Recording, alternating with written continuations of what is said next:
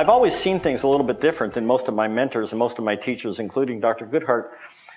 And I always sat in the back and I go, these guys are smart.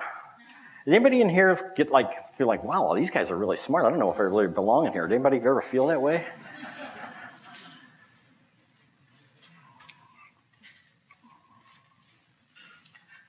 And I felt kind of bad about it sometimes too. So I thought, I'm never going to learn all this stuff. How can you learn all this stuff? It keeps on coming. You know, it's like National Geographic, you know. You think you've seen everything, and then they come up next month with some more stuff you never saw. And it gets to be a little daunting, actually. Well, the truth of it is you'll never learn it all. It keeps on coming. You just got to hope and pray that God sends you the right patient, you know, because it's just too much. It's just too much. So I just want to encourage anyone that's new in here and young and that's got this neuroses that they have to learn everything all the way. It just isn't going to happen. Anyone that's over 50 years of age that believes that true, would you raise your hand and wave it like that? Look at the veterans know, you know. Well, about 26 years ago, I had an idea about how to use some of the principles I learned from ICAK, and I came up with a technique. Didn't have a name at the time, but it was NET. At the time, it was a little bit flaky, and maybe it still is. It looks flaky when you see it done. How many have ever taken NET? Can I see in here? Oh my, I'm overwhelmed. How many have not yet taken it, or maybe never will? Okay.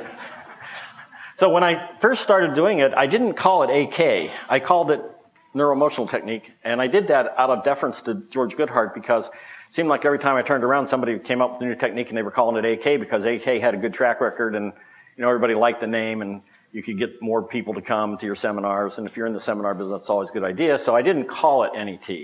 I didn't call it ICAK, I called it NET. And actually, I think that worked out pretty good for ICAK because, like I said, it was a little flaky at the time. And then we did some research and so forth and so on. And I don't think it's such a deal. But Joanne Goodhart told me one time that George appreciated that. And I'm really happy about that. So there I am walking out on the thin twigs and coming up with stuff emotional. What if you came up with a technique for something emotional? Who would you market it to? Psychologists, of course. But no, we're going to the chiropractors, you know, people that use muscles and bones and things like that. So I have something that I've come up with, and I'm walking out in the thin twigs again, because now I'm thinking about the next 50 years of ICAK. What's it going to look like? What's going to happen? And I found some things that I want to share with you conceptually. And one of the things I want to do, if it's all right, I want to give you something you can take home and use. Would you like that?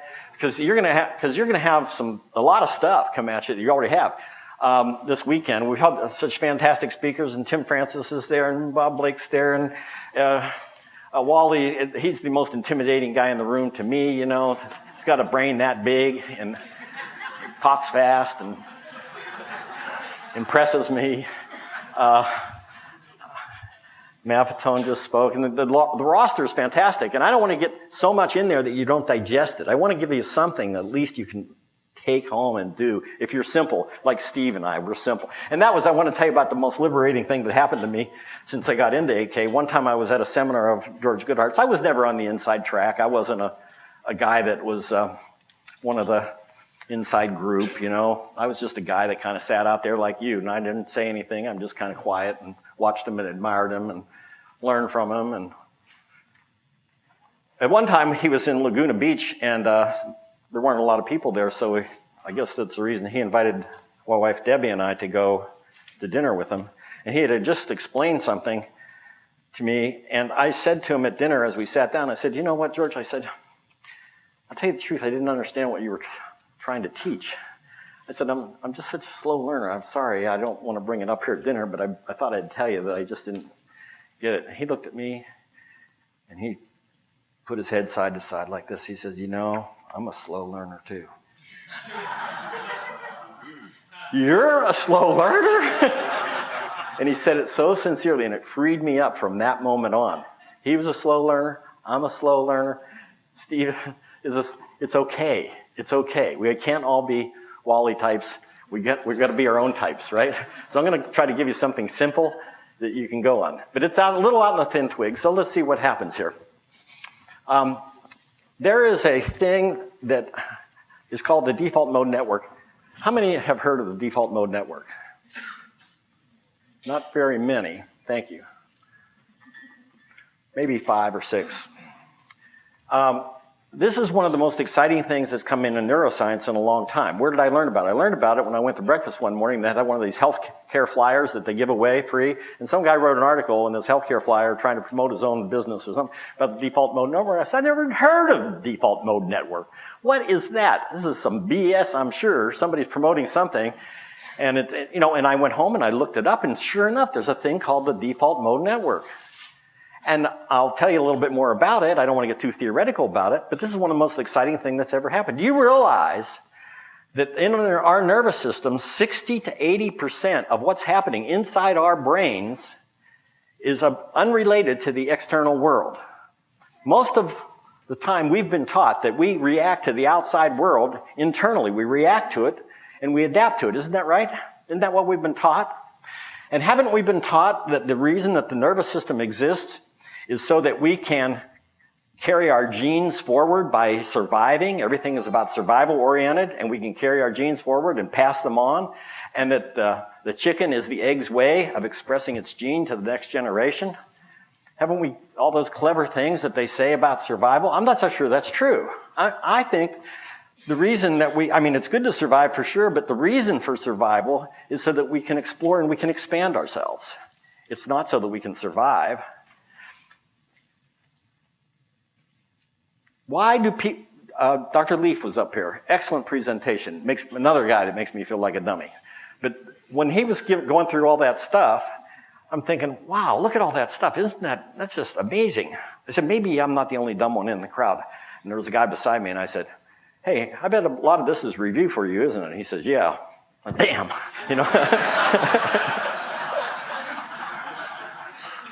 But think with me for a second. Why do people come in and say, I want you to fix my shoulder? Why do people come in and say, I want to throw the shot put further? Why do people want to come in and get their affliction fixed? It isn't because they want to put the shot put full. It isn't because they want the shoulder to be less sore. It's because they want to hold their grandchild. It's because they want to have pride for an achievement in their life. It's because of the way that it makes them feel, so what they can do with their human instrument. It's about how they feel about themselves. So I want to advance that thought as we go forward, that if we treat the patient and not the disease, we're better off. You can treat the disease if you want to, but you really need to treat the patient who has the disease. Isn't that true? So anyhow, I read about this default mode network, and 60 to 80% of the activity that's going on inside the nervous system is going on for something that does not relate to the outside world and survival. The question is, what does it relate to? What's it doing in there? In other words, what they did in the 1970s, they came up with SPECT. And SPECT is that single positron emission something, and they could track nervous system activity. We'd never been able to do that before. Actually see what's going on inside the nervous system, inside the brain. And then before that, in 1929, there was a guy by the name of Hans Berg. He came up with the EEG stuff. Now we saw the waves. Now, with SPECT, we actually saw where the blood flow was flowing in the brain and what areas it would go to. And then later on, late 70s, they came up with the functional MRIs. Functional MRIs are basically the state of the art right now, and it's going to change to be a lot better. I have more to say about functional MRIs in a little bit. Basically, what they were doing is they would see, like if we had this man right here read out loud from a book, we would light up his brain. We'd see where your verbal centers are in the brain. It would light it up. And then we'd say, okay, stop. When we would stop, those verbal centers would simmer down. But there was still a lot of activity going on. So somebody with a bright idea said, well, what's all that other activity going on? Let's measure it. And so they started to measure the activity that's going on in there. And they found that when you're doing a task like reading or mathematics, when you're actually counting things, when you're actually volitionally using your neocortex to do something, you're only using 5% more energy than when you're not. So you're using 95% of the energy when you're just sitting there passively. How many are not listening to what I'm saying right now? So that man right there, he's using just 5% less energy. So the energy in the brain is doing something. The neurophysiologists, I've been in touch with some of them too, they're saying that the default mode network is, well, they don't know what it does exactly. They're saying it has something to do with self-reference, what you think that you're thinking about yourself. And they think also that it has something to do with memories and emotions. So that kind of got my attention. And let me show you, maybe I can show you where this brain default network is in the brain. That one, this came about, one of my neighbors is a neuropsychologist, you know, so I can go down to his lab and mess with him and have vodka with him on the weekends. All right, here's what this brain default network is. The brain default network means that when you're busy on your computer doing all this kind of thing, there's a part of you, and this cartoon is really good, because it's right at that part of your head, on top of your head, that it's on vacation. You know, it's doing nothing. It's relaxing. It's just being fine. But when you stop doing all that activity, it actually kicks into gear more. So you have the old view above the red line down the center, horizontal line, and you have the new view below that. Now, the old view was that when you were doing nothing, the brain was doing nothing. The old view was, that's on the left there, left top, it says the brain shuts off when it's not engaged. And on the right, it says when you're going to do some activity such as reading or mathematics, that it comes to full life. That doesn't apply anymore. Here's what really happens. The new view, down below that horizontal red line, is the brain's only using 5% less power when you're resting. So what's it doing the rest of the time? See, then the neuroscientists stop right there.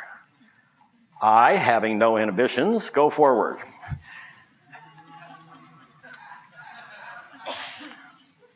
First of all, and I will go forward with what I think the brain default mode network is doing, but I got two questions for you.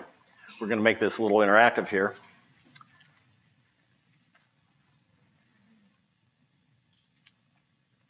How many different kinds of challenge can you think of right now? I mean, what do we do in AK? We challenge the nervous system. Goodhart was brilliant, just in that name alone. Great.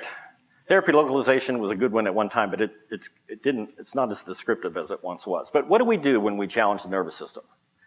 Change sensory input. We do what? Change sensory input. You change sensory input, and what are some of the methods that's exactly right, thank you. And what do we do? What are some of the ways that we change that sensory input when we challenge somebody?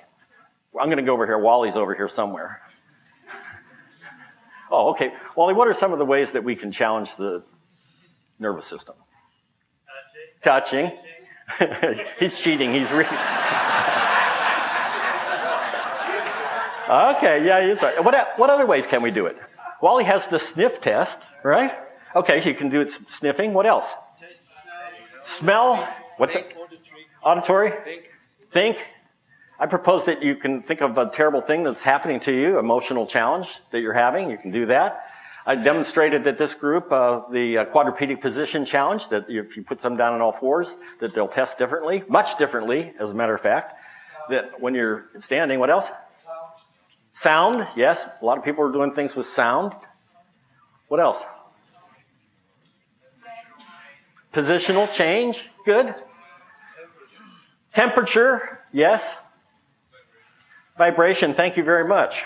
I came up with a technique with a whole bunch of different ways of getting the joints to do different things, and it works out wonderfully. Magnetic fields, thank you. What's that? Colored glasses, yes, the colored glasses is what she said. You've all been around, and yes. Well, you do spoken word. And the spoken word delivering concepts that the person then reacts to the concept that's represented by the spoken word. Right. There's another one. And I'm going to tell you about it in a minute. First of all, moving, yes. Maybe it's infinite, I don't know. But before we get going here too far, the second question I have for you, what is the most commonly used of alternative medicine? According to NIH, a survey of over 30,000 people. What's the most common type of alternative medicine? Chiropractic is a good guess, and that's wrong. Acupuncture, a real good guess, and that's wrong. Massage, a very, very, very good one, and it's wrong. Nutrition, a good one, and it's wrong. Most commonly used form of alternative health care by NIH, over 30,000 people surveyed. Prayer. Prayer is the number one used alternative health care usage.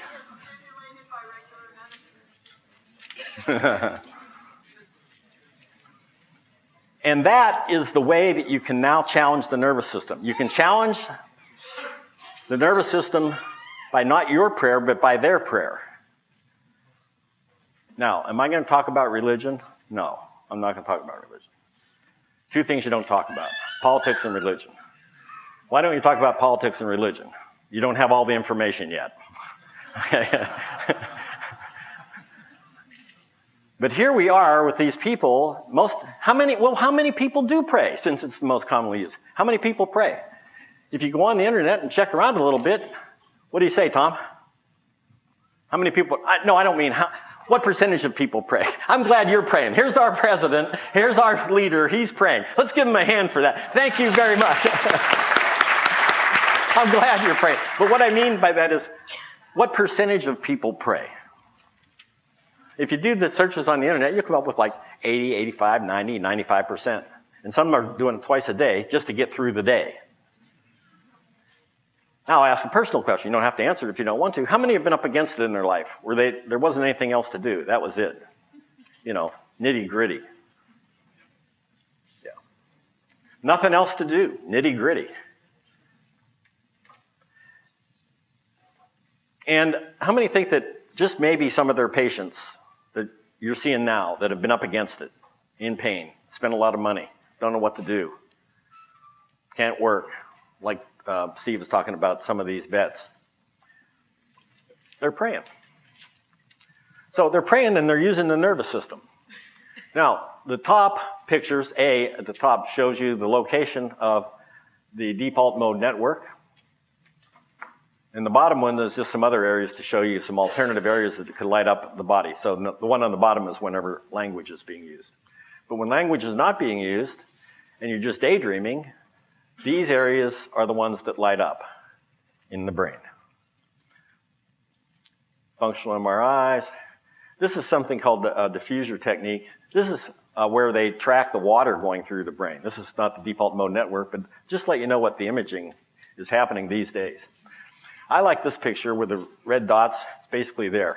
So I guess I need somebody to come up that's got a chronic problem of some kind. I'm Dr. Walker. I can fix anything.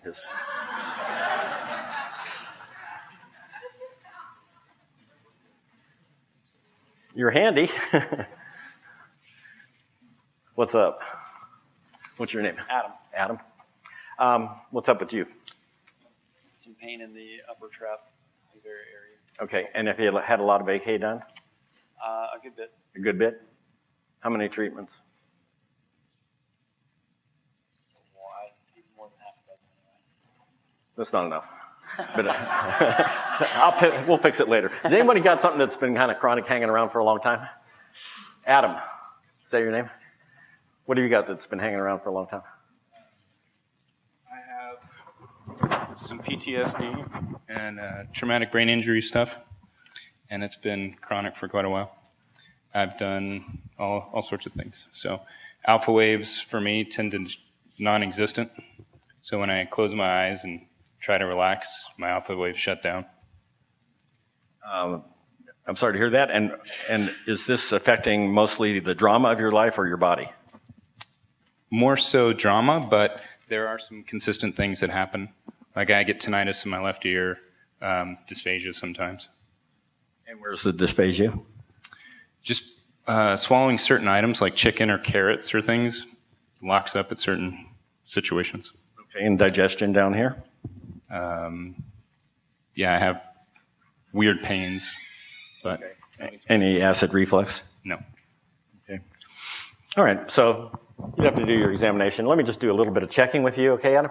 I want to come right in here, and I'm just going to come up here and see if he's a young buck, so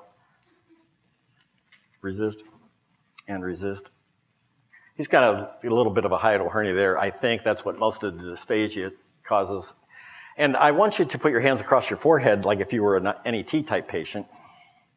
Resist. Yeah, and now I want you to take your hand and put it right back along the sagittal suture like that. Okay, so already you got something out of this. In other words, when you've got a chronic problem going on, you can go and cross-check it to the default mode network.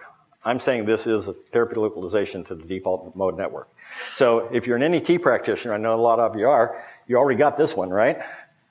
Okay, you got that one. He didn't have that one. He's had NET done. But he has this one going on. This is the one, default mode network. Okay, have a seat. How did you get PTSD? Get to spend time in Iraq over the top of Saddam into Afghanistan. So Iraq, and got to be in missions when we pulled Saddam out of his